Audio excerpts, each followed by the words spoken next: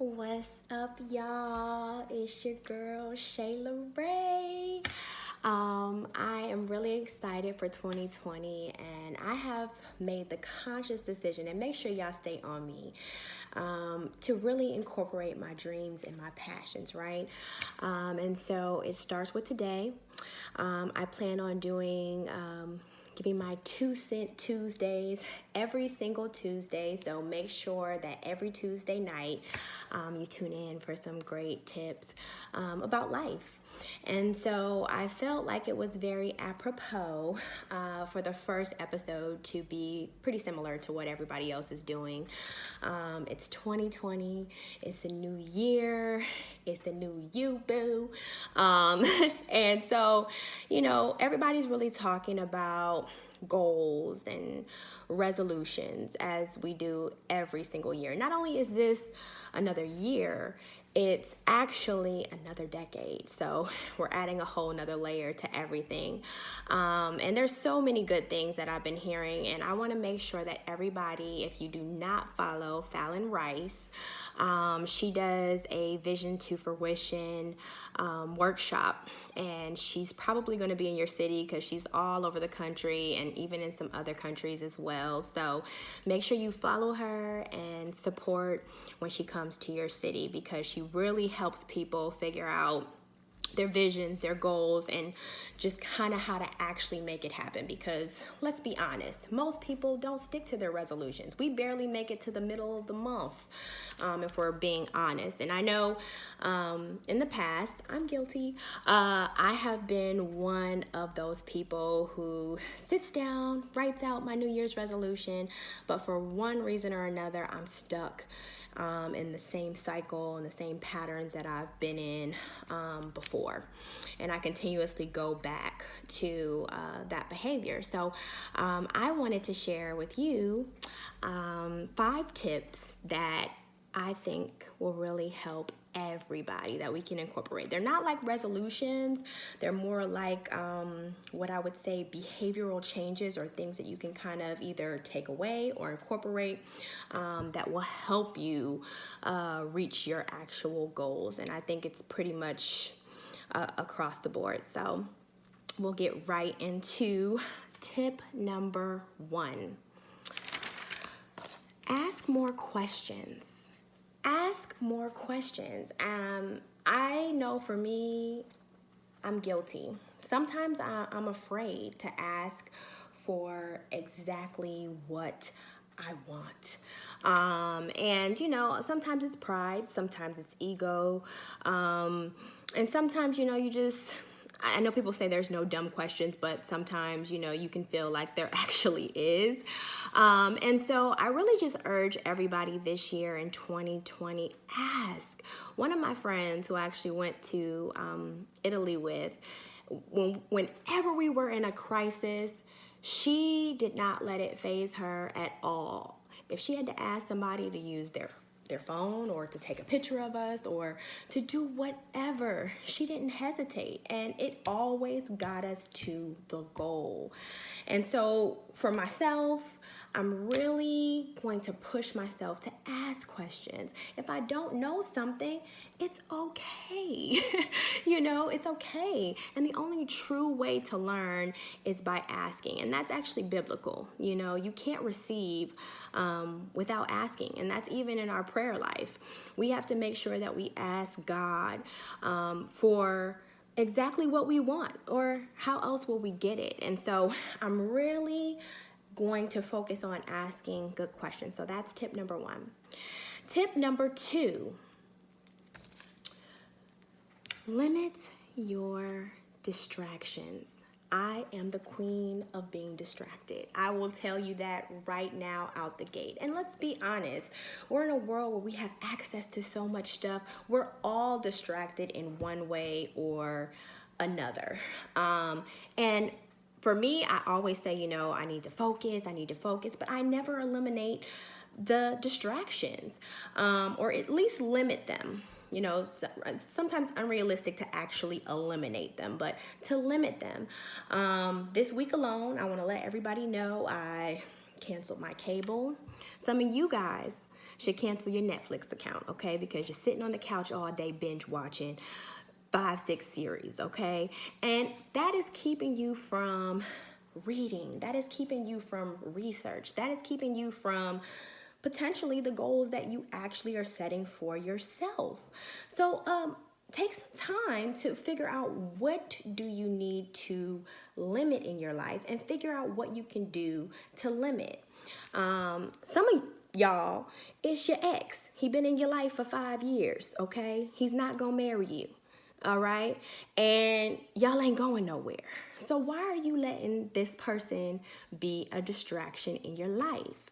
You know, I really do feel like the enemy puts these distractions in front of us because he would love to see that we don't actually conquer our goals or that we actually are unfocused so that we can't make this happen. So I urge everybody to identify what your distractions are and remove them. Sometimes, you can't just have it around. For me, if I'm on a diet, I'm not going to have cookies in the house, okay? I don't need that distraction in my life.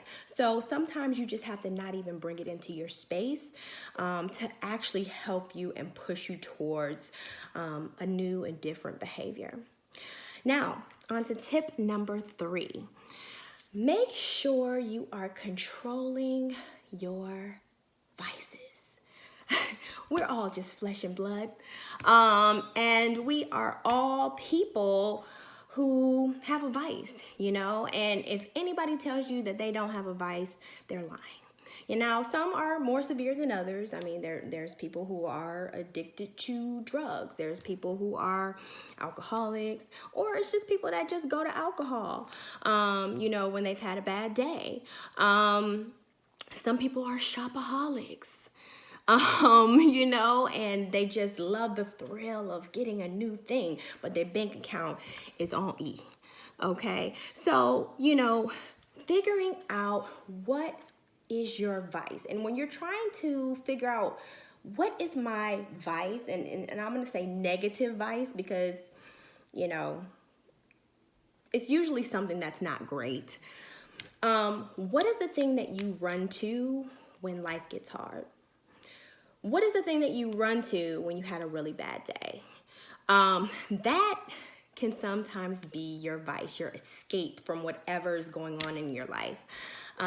So for me and me personally, I want to really push myself to challenge myself to change my vice, my negative vice, into something positive. Maybe instead of, running to the club because I love to turn up. Not saying that I will not be, because I will, okay? Let's just put that out there right now. I will be, okay?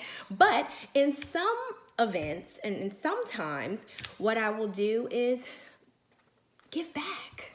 Me and my girlfriends the other day were just talking about, wanting to do more this year and wanting to give, because you can't get anything. God is not going to give you anything if you're never giving back anything. So turn it into something positive. When you feel like you want to run to your vice, pray, meditate, exercise, figure out how to change it, when you have that bad day or when you're having that bad month or whatever the case may be, into something that is positive that you can reinforce in your life. So that's another thing that I'm pressing myself to do this year. On to tip number 4, and this is a big one. Be mindful of what you say. It truly is life and death in the tongue. And what's so funny is, like, we're around ourselves. I am not going anywhere. I'm around myself all day, every day. So sometimes we are not even aware that we're speaking negative things into our lives. And there's been people around me, and I want to thank you, who have called me out and say, hey, you shouldn't say that, or what? Why would you say that? And it's not even like I'm being literal, or I'm trying to put something negative out there, but there's still power in whatever words that I say. And so it really opened up my eyes. I felt real woke, after people kind of identified and told me what I had been doing. And I'm going to make a conscious effort in 2020 to change my verbiage, to speak life into my future and present, even when you don't see it. That's the hard thing about it. Like, you might not see anything positive around you, but you still have to speak it, because speaking it is allowing you to see it, and allowing yourself to see it allows it to manifest. And so you have to speak life into yourself and positivity into yourself and to those around you. So that's another really important tip for 2020. And then 5, last but certainly not least, do not take no for an answer. I don't know if everybody knows, but my day job is sales. And when I was learning the art of sales, because I'm gonna be honest, I'm a woman, okay? And I feel like, I wasn't used to being rejected. Like, what? Me? Not me. I'm not getting rejected in this life. But sales, there's a lot of rejection, and you hear a lot of no's. And no's, first of all, they're hard to hear.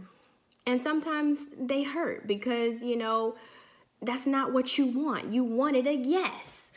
But I want you guys to see the power of no.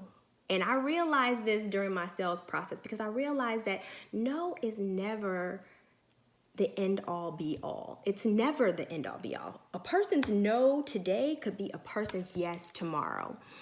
And so the no is actually a good thing, because it allows you to understand how you're going to strategize and figure out your next step. I tell people all the time, if you go into a hotel, I guarantee you, every single floor, there's probably at least 3 to 4 ways to get to every single floor in a hotel, because there's never just one way. And so when you get the no, you can start asking yourself those questions. Okay, let me ask them, let me figure out their needs. Let me build a relationship with them. Let me figure out, maybe I didn't really express truly how my service will help them. And when I think about this analogy, and that's all it really is, because it applies to life, no is never really a no, guys. If your dreams, your aspirations, whatever it is that you want in life, you're going to get a million, I don't know if a million, but you're going to get some doors shut right in your face, and it's going to hurt, and your ego's going to hurt. But do not give up. Every single successful person that I've known, that I've read about, that I've studied, has had doors close in their face.